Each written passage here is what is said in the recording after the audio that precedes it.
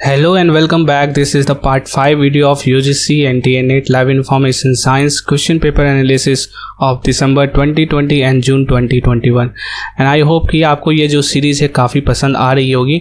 तो वीडियो को लाइक करें, वहाँ पर लाइक बटन है, डिसलाइक बटन है और 500 व्यूज़ होते हैं, 500 लोगों ने देखा होता है लेकिन सिर्फ लाइक 20 होते हैं, तो वो अच्छा इंप्रेशन नहीं लगता है। तो मैं अगर थोड़ी मेहनत कर रहा हूँ तो आप लोग भी थोड़ी सी मेहनत करके वो जो लाइक बटन है, डिसलाइक बटन है, आप वहाँ पर उसे प्रेस कर सकते हो। इससे मोटिवेशन मिलेगी और मैं और भी वीडियोस जल्द से जल्द लाने की कोशिश करता रहूँगा। राइट, सो आई होप ये वीडियो आपको अच्छी लगेगी और चलते हैं कुछ और क्वेश्चंस है जो हम लोग देखेंगे इस सीरीज़ में। और साथ ही में आपको पता है कि जल्द ही आपके एग्ज़ाम्स कंडक्ट होने वाले हैं। एक ट्वीट यूजीसी चेयरमैन ने किया था। सो अपनी तैयारी को बेहतर बनाएं, अपनी तैयारी को जारी रखें और भी जो भी प्रॉब्लम्स क्रिएट पहले हुए थे या आपने पहली बार स्टार्ट किया है तो सभी जो भी स्ट्रैटेजी है उस स्ट्रैटेजी को फॉलो करते हुए अपनी स्ट्रैटेजी बनाकर तैयारी को जारी रखें। राइट, तो चलिए शुरू करते हैं और देखते हैं आज में क्या क्या क्वेश्चंस हैं। तो जो पहला क्वेश्चन है वो है who was the founder of the project Gutenberg. तो गुटेनबर्ग नाम का एक प्रोजेक्ट है, उसके फाउंडर कौन है ये पूछा गया था।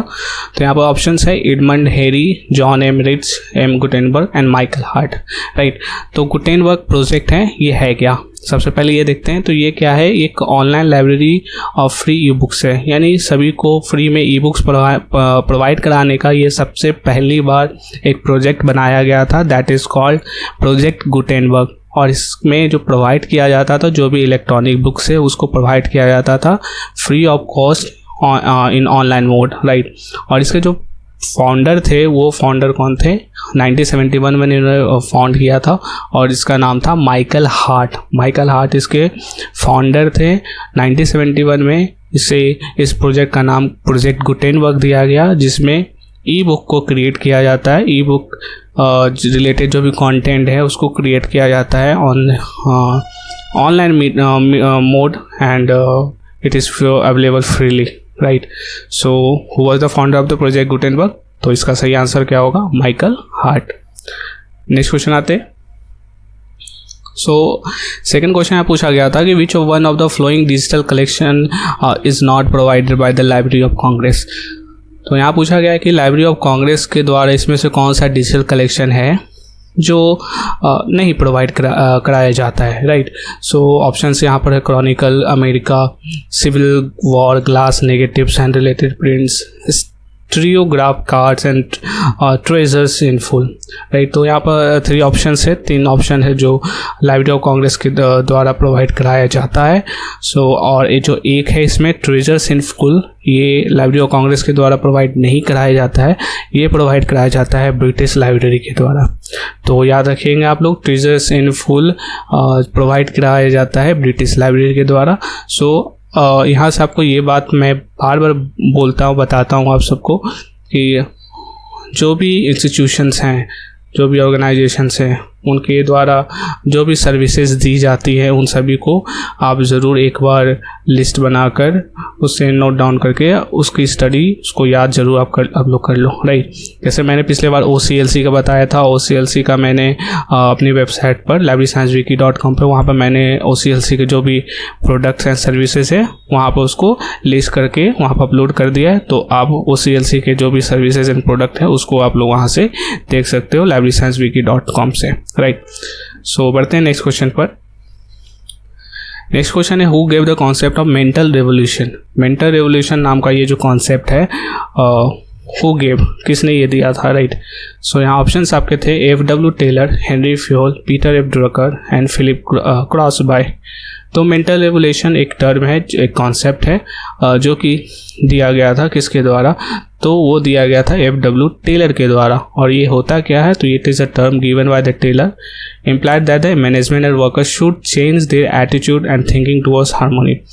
मतलब कि जो मैनेजमेंट है, मैनेजमेंट में एक वर्कर होता है और एक मैनेज करने वाले मैनेजर होते हैं। तो जो वर्कर होता है उनका जो एटीट्यूड है, उनका जो थिंकिंग है, वो एक हार्मोनी की तरफ होना चाहिए। मतलब कि management should take care of needs and suggestion given by the workers and the worker on the other hand should work to their best capability. Management का ही मतलब ही होता है कि आप किसी भी जो सामने वाले बंदा होता है उससे आप ट्रैक्टफुली जब काम करवा लेते हो, that is called the management, right.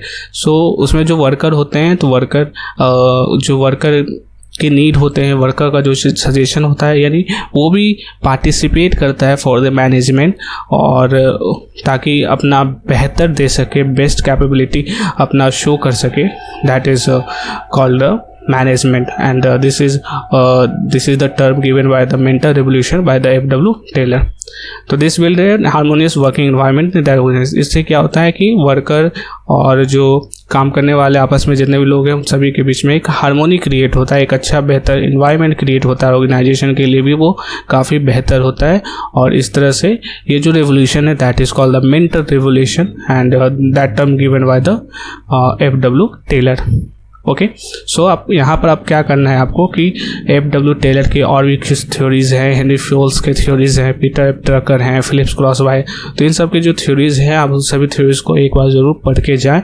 इससे क्वेश्चंस आपको बार बार देखने को मिलते हैं। हर साल एक क्वेश्चन दो क्वेश्चन इससे पूछे जाते हैं इनके थ्योरी से। मैं जो क्लासिकल थ्योरीज़ हैं ऑफ मैनेजमेंट है, तो मैनेजमेंट के न्यू क्लासिकल थ्योरीज मैनेजमेंट है। सो मैनेजमेंट के जितने भी काइंड ऑफ थ्योरीज हैं उन सभी थ्योरीज को आप एक बार ज़रूर देखकर ज़रूर जाएं, राइट।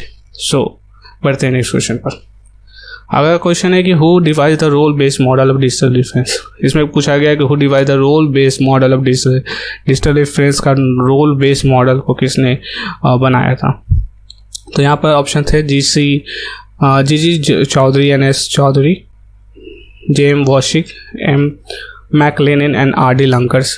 तो यहाँ पर digital reference of role based model जो दिया था वो दिया था M. McLennan ने दिया था। और ये होता क्या है, roles in a digital reference defined a role based model of digital reference. This model focuses on the roles that are played by the participants based on the traditional process of librarian and patrons interchange. तो digital reference model है जिसमें एक तरह का model है जो focus करता है, जिसमें पार्टिसिपेंट्स होते हैं, जिसमें पैट्रन्स होते हैं, जिसमें लाइब्रेरियन होते हैं, वो आपस में क्या करते हैं, इंटरचेंज करते हैं, अपनी जो आइडियाज़ हैं उनको इंटरचेंज करते हैं थ्रू द डिजिटल, ठीक है, थ्रू द डिजिटल मोड। तो इसी को कहा गया है digital reference role based model. और इसमें 5 तरह के रोल्स को बताया गया है। M. McLennan ने 5 रोल इसमें बताए हैं डिजिटल रेफरेंस मॉडल में, and that is patron, filter, answer, administrator and coordinator. तो ये 5 रोल्स है जो कि बताए गए हैं role based model of digital reference में बाय द M. McLennan के द्वारा, राइट। सो बढ़ते हैं नेक्स्ट क्वेश्चन पर। आई होप आपको समझ में आ रहा होगा। अगर आपको नहीं समझ में आता है तो आप ज़रूर कमेंट करना, और आपको कोई भी प्रॉब्लम हो रिलेटेड जो जिससे नेट के रिलेटेड, तो आप मुझे इंस्टाग्राम पर भी मैसेज कर सकते हो, तो मैं वहाँ पर आपको रिप्लाई करूँगा। सो बेहिचक किसी प्रकार का आपको डाउट नहीं रखना है माइंड में। आपको कुछ भी सवाल होंगे तो you can contact me, right. So next question is the first version of Unicode was. तो यूनिकोड से क्वेश्चन इस बार पूछे जाते हैं। तो यूनिकोड वाले क्वेश्चन कैसे होते हैं, जैसे आस्की होते हैं, आइस्की होते हैं। मैंने एक वीडियो में बताया भी था आस्की और आइस्की के जो कोड्स है वो कैरेक्टर्स होते हैं, वो सारे मैंने बताए थे।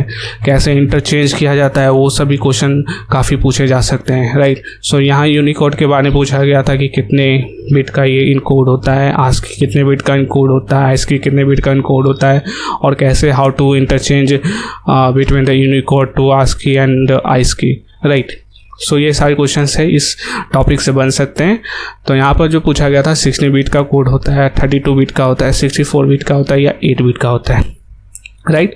सो ये जो यूनिकोड होता है, ये इसका जो फर्स्ट वर्जन था, फर्स्ट वर्जन के बारे में पूछा गया था, तो ये 16 बिट का इनकोड होता है। तो यूनिकोड बेसिकली 1987 में इसको बनाया गया था, और इसको बनाने वाले थे जो baker from the Xerox company and with the Lee Collins and Mark Davis from the Apple company। तो इन्होंने मिलके Joe Becker, Lee Collins and Mark Davis, ये तीनों ने मिलकर इस कोड को बनाया Unicode. And investigated the practicalities of creating universal characters. He explained that the name Unicode is the intent to suggest a unique, unified and universal. नाम इसका Unicode इसलिए रखा गया, यहाँ पर बताया गया उन्होंने नाम यूनिकोड को इसलिए रखा ताकि ये यूनिक हो, यूनिफाइड हो एंड यूनिवर्सलिटी को बताए. तो that's why the name is given by the Joe Baker, Lee Collins and Mark Davis of Unicode.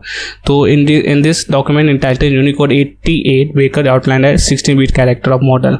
तो जो बेकर थे उन्होंने बताया था ये जो फर्स्ट वर्जन ऑफ यूनिकोड है that is Unicode 88. It is a 60-bit character model, right. So ये थे यूनिकोड के बारे में. तो आप जो आस्की है ये सब के बारे में भी आप ज़रूर देख लो, समझ लो. नेक्स्ट बढ़ते हैं क्वेश्चन में. नेक्स्ट क्वेश्चन बहुत ही सिंपल क्वेश्चन पूछा गया था. National Centre for children's literature NCCL is related. तो यहाँ पूछा गया कि National Centre for children literature है वो किससे रिलेटेड है. CBSE से, NBT से है, NCERT से है या RRR है. तो National Centre for children's literature है ये सेटअप किया गया था 1993 में किया गया था. एंड फॉर द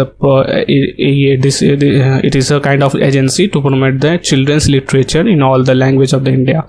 तो चिल्ड्रंस लिटरेचर को प्रमोट करने के लिए ये एजेंसी काम करती है और जो कि सेटअप किया गया था National Book Trust of India NBT के द्वारा किया गया, जो कि एक ऑटोनोमस ऑर्गेनाइजेशन है, Ministry of Human Resource and Development MHRD के द्वारा ये चलने वाला एक ऑटोनोमस बॉडी है NBT, National Book Trust of India. इन्होंने ही बनाया है this National Centre for children's literature NCCL that were 1993. So this center helps the in creation of the translation of useful books for children. जो child की जो books हैं उसकी different types of languages में पब्लिश होती है, तो उनको एक ट्रांसलेशन प्रोवाइड कराना. And at the same time it also works for the monitoring and coordinating and the aiding the publication of children's literature language.